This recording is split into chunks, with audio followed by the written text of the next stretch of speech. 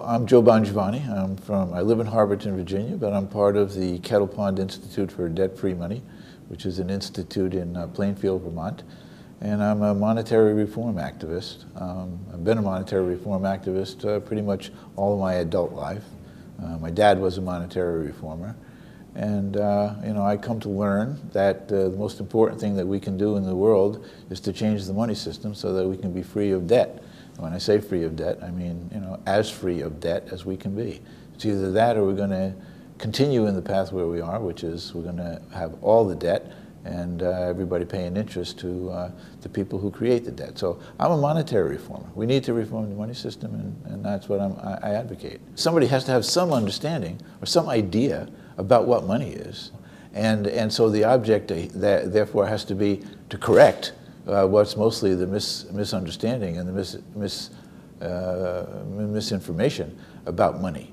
And that is that most people think that the government creates the money, and the government doesn't create the money. Private banks create the money, and they create it as a debt. So you just sort of have to look around at the situation that we're in. And when you take a look around the situation, what you find is that there's too much debt and there's not enough money. Right now, if you talk about the fiscal crisis that we're in, for instance, okay, well, the government can't afford to issue any more debt. That's the Austerian thing.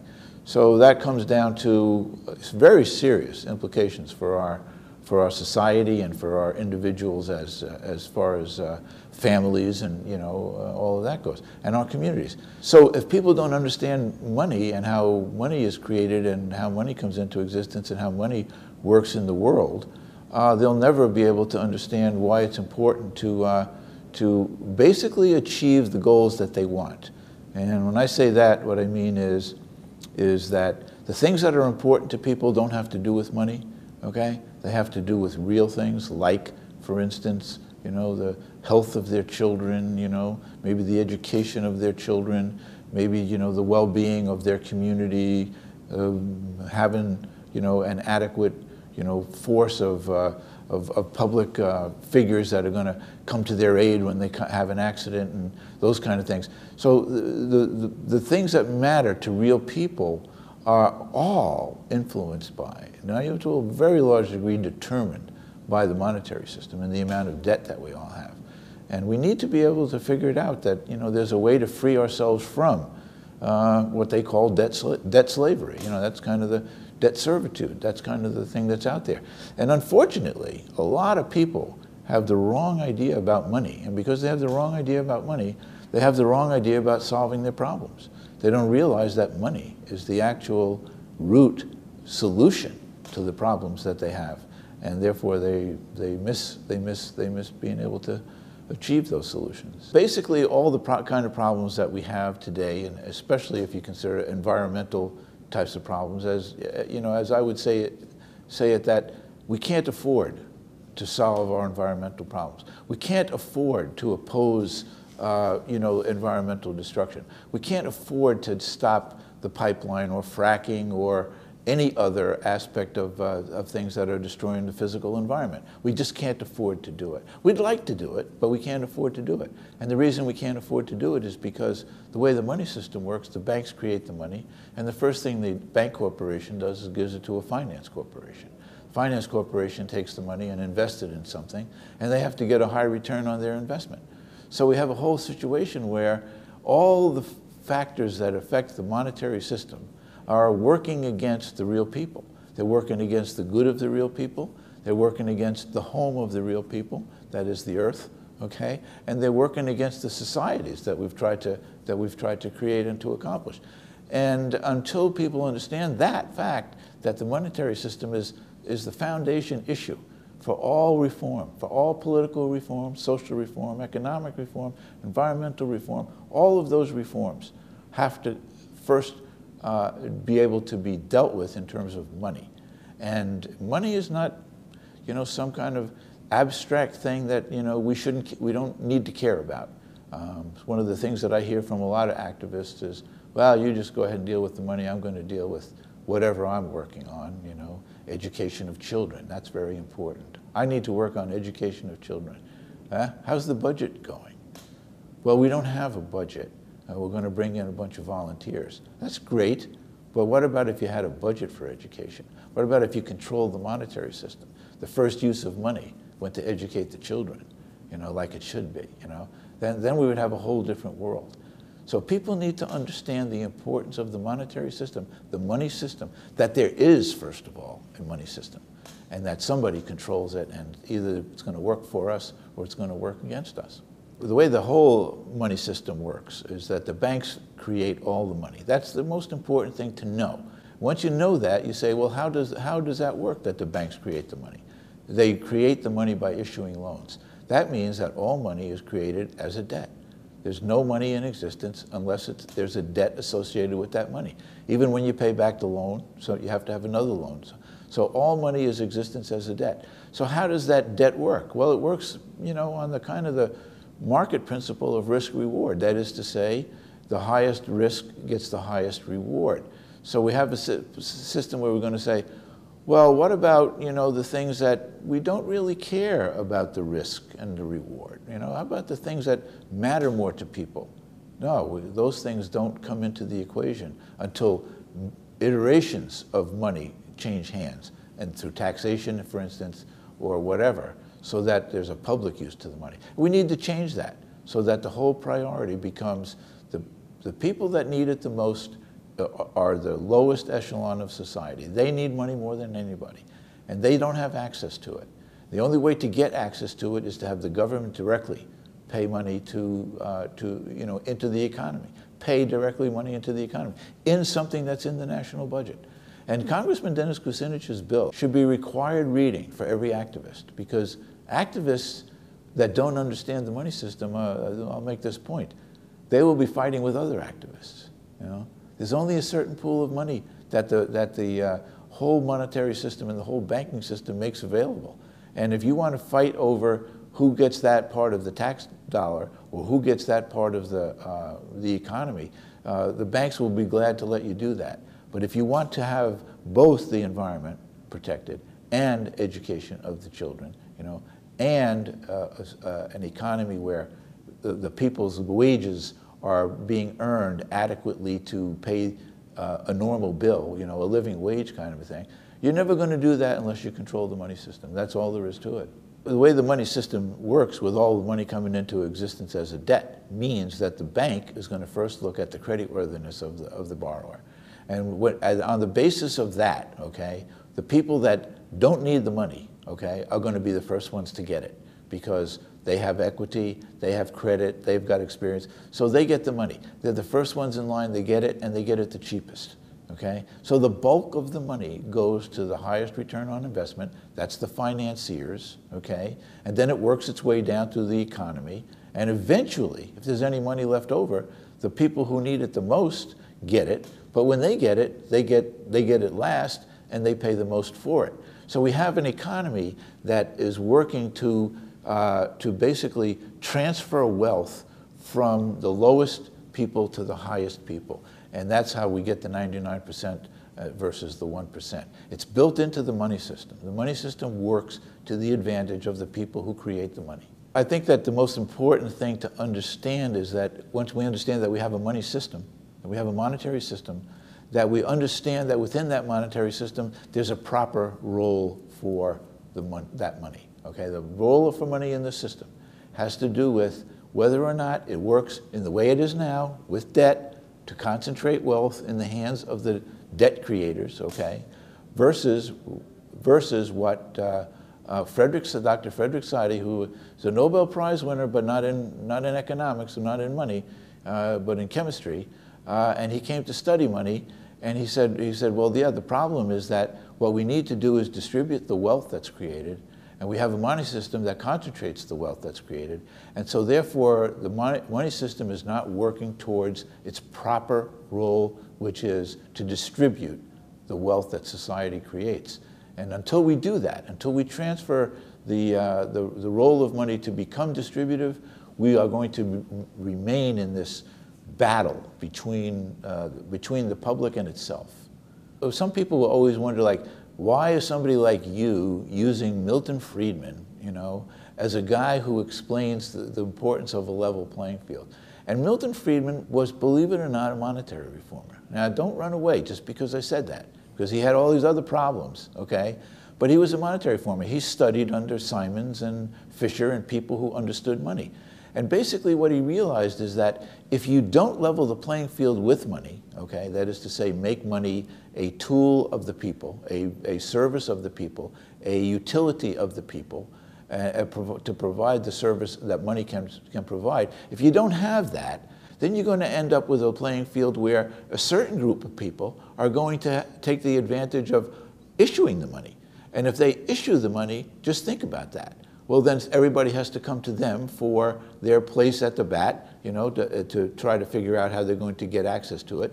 And that creates an unlevel playing field. If one group of businesses has the right to create its own assets out of nothing and then rent those assets to the rest of us, that's a playing field that is incredibly unlevel, a playing field that Friedman says does not support free markets.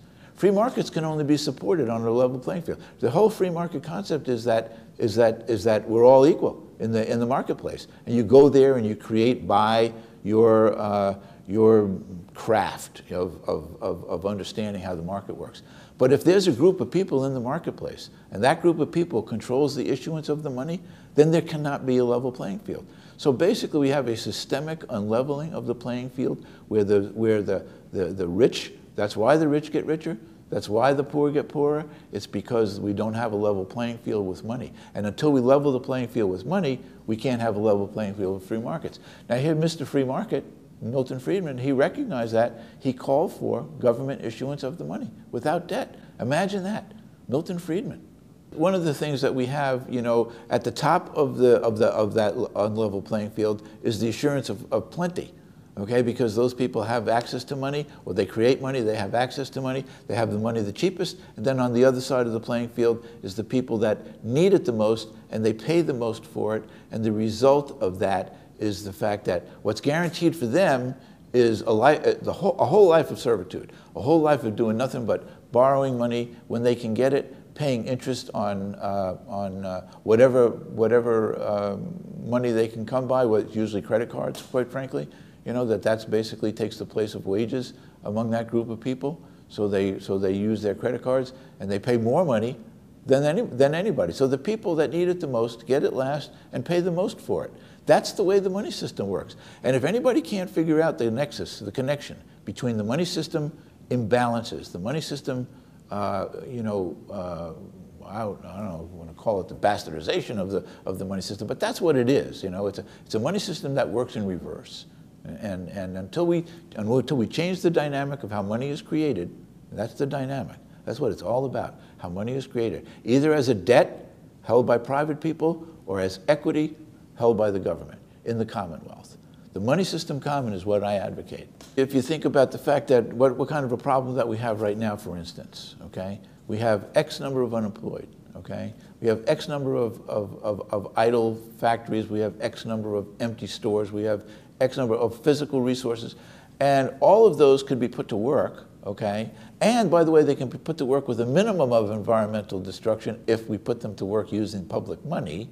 Then we would take the idle resources that we have and turn them into production. Now that doesn't necessarily, that's what I want to make clear, is that doesn't necessarily mean a further destruction of the environment. Because what we need to do is we need to have meaningful work. And that meaningful work can be anything. You know, making a film about money is meaningful work. And people should be compensated for that. But where's the money going to come from to pay somebody to make a film about a money system that's not working? It's not going to come from the bankers. I can promise you that.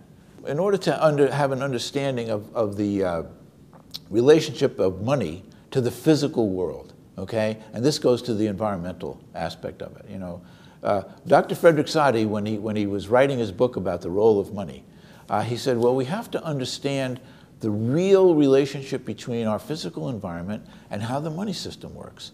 Because the way the money system works right now is it pulls the natural resources out of the environment and leaves the pollution and leaves the destruction of the environment behind. Why? Because it's economic and because they can do it that way. Whereas if we take the real economy, the real use of resources and all of that stuff into account, and try to make the money system into a sustainable economy and into a sustainable environment. We won't do that. The aspect of pollution and the aspect of destruction and all of that has to get factored internally into the equation of, is this a good investment or not? And until that happens, we will continue to make bad investments. Money will come and go to the externalizing environmental costs from the cost of goods and resources and commodities that are produced. And the more that we externalize those costs, the worse off the environment is. That's like the definition of a destroyed environment, is externalizing costs. Marx did not understand money at all. He never understood money. And Marx was willing to work with the private bankers. I'm not here to criticize Marx, okay? But the fact of the matter is that there has never been a socialist or a communist theorist, okay, who understood money. Now, having said that, Trotsky was the closest, I felt, to understand money, and a couple of French socialists whose names just escape me right at the moment, understood money. But in some, the entire left of the left do not understand money, and in fact, they usually refuse to engage it as a substance of discussion, because it doesn't matter to them. Okay, it's the means of production. It's all the things that count under both socialism and communism. And I'm kind of a bit of a socialist myself, but when it comes to money, I'm a nationalist. Money is issued by nations. It's up to the nation to control the issuance of the money. A nation that controls the issuance of the money, all you have to worry about is fascism. Okay. And so if you ensure that the issuance of the money is something that happens for the good of the people, you are well on your way to controlling all those other issues that are important. The means of production. Not that you control the means of production, but you influence the means of production by true economic decision making.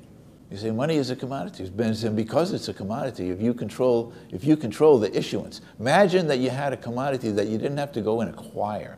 Imagine that you have a commodity that you can just create. It's like you could create wheat, or you could create, anything that is a real commodity, and you could do it out of thin air, and then you could market it.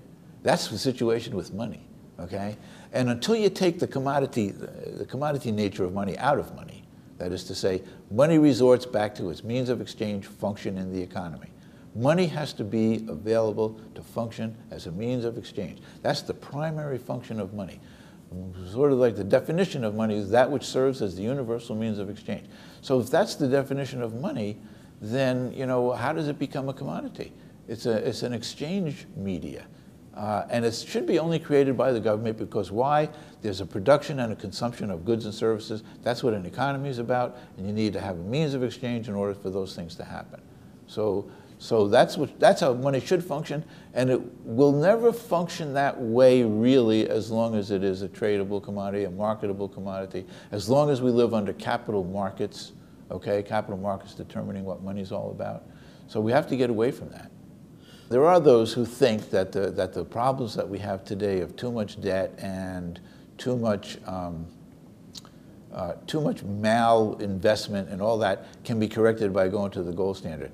The gold standard doesn't matter, okay? It really does not matter. You could have a gold standard or not have a gold standard. It really doesn't matter. Just depends on who controls the gold. Just like the thing that matters is who controls the money, okay? So then it matters who controls the gold. If you have a gold standard, and I'm sorry, but this is what my dad always said to me, it's okay to have a gold standard if the government controls all the gold, because then the value of the money, which is the purchasing power of the currency, is determined by the government, which whatever relationship it has to gold. So gold is no answer to solving any of the problems that we have today, okay? It's not that. However, neither is it necessarily, okay, because of what it is, of its natural properties. Neither it is, the boogeyman that has been said to be. So gold should be functioning in the market right now for whatever use it serves. and it's primarily used industrial, creation of jewelry, creation of things that have value to persons. Your personal value of something that's made out of gold. That's what it should be. Now it's an investment vehicle. Okay. Now you can buy a future of gold. Now you can buy an interest in gold. And relate things. So it becomes just another marketable commodity. And as a marketable commodity, it should not back money. It should never back money if it's a marketable commodity. If people want to invest, in gold and hold gold as something that protects their investment, no, that's fine. But that's true for anything.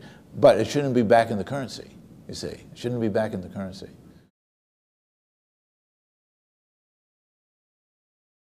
I mean, oil is just another commodity. That's all it is, And the fact that oil is a form of energy, and therefore is an input into creating real wealth. It has value, just like labor has real value. Okay, so oil has real value, but not as something that's going to be back in the currency, or something that's going to be determining the value of the currency, or how the currency systems work. Okay, the currencies are national identities. They're important to nations and people of nations. In terms of international relations, your economy is all your economy is all the resources that you have. The United States has 50 states. It has so many minerals. It has so many pieces of agricultural geography. It has so many people. It has so many educated and trained citizens. It has so much productive capacity. That's the economy. That's all the economy is all about. Money should function to serve that the people deciding to use those resources in the best way to their most well-being is that money should serve that. And it just shouldn't be related to any commodity that's marketed. Any commodity that's marketed should not have a role in determining the value of the currency, the purchasing power of the currency, or anything like that. It should not work that way. Stephen considers it a distraction. I consider it as an adjunct, like local currencies. Okay. Because they can add resilience to local economies just in case banks don't lend, okay? But if there's an adequate money supply, and if that adequate money supply is distributed on a per capita basis, which is basically how part of the Kucinich bill works, and how, generally speaking, it's the most equitable way of having a money system, is if new money goes equitably to people, there's no need for a public banking. But having said that, okay, I'm a credit union member, okay? And I believe in credit unions, and I believe in cooperative banking, and I believe in all of that stuff. But those are actually private. Those are actually private banking, regimes. They're not public banking. So public banking then has to come down to a level of state or county or other public jurisdictions, municipality, right? So you say to yourself, well, should those people be banking? Well, only if there's an unmet need for credit. If there's an unmet need for credit in any of those jurisdictions, there's nothing wrong with using the public purse as a means of lending. Okay, lending the money that the public can acquire. But that's the limit of it. They shouldn't be banking, really. They shouldn't do banking the way banking is done today, which is on a fractional reserve basis. Okay, they should only do public banking on the basis of, I have $100 to lend, I lend $100. Somebody pays me back the $100, I revolve that into another loan. And in those circumstances, like I said, it can definitely serve a strengthening of the economy.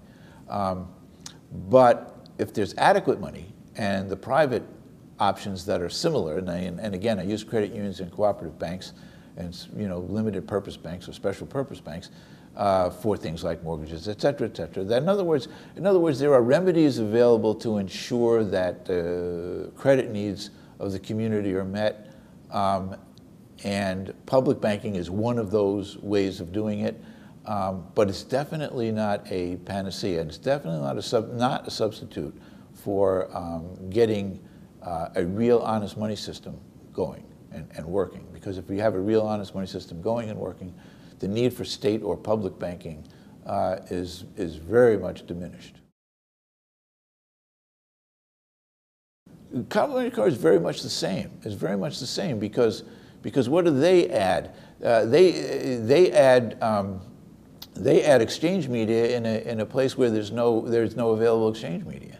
You know, my daughter's involved in a local currency exchange, and she provides services that she takes, you know, the local unit, and she uses that unit to buy things in the community.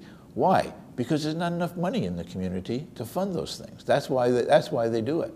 Okay, it's a sort of a barter system. Okay, but what it really does is takes the place of credit, and again, all of those things can be incremental in achieving the highest exchange, you know, throughput, as the economists call it, in any community's economy.